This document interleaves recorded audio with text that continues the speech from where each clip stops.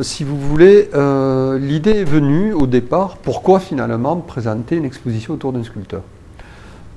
D'une part parce qu'il a eu des liens privilégiés avec des poètes et des écrivains, et que la ligne de nos expositions et de notre travail au Centre Voït-Bousquet, c'est d'illustrer régulièrement les relations entre des poètes et des écrivains et des créateurs, ou des peintres, ou des sculpteurs, ou des photographes.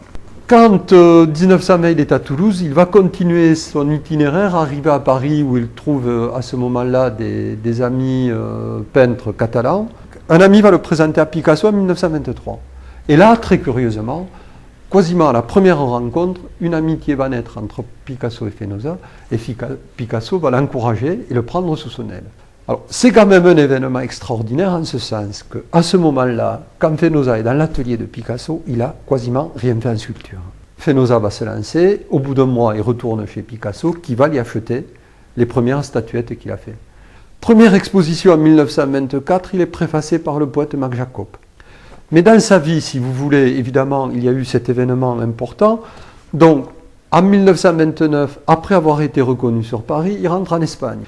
Il va rester en Catalogne de 1929 à 1939. Et donc, pendant tout l'épisode de la guerre civile. L'exposition qui sera présentée, alors, l'exposition sera visible du 5 février au 22 mai.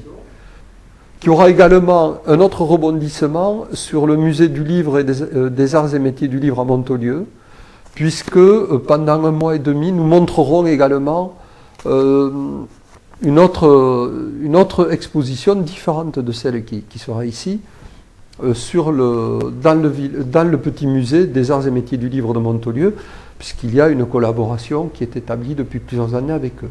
Voilà.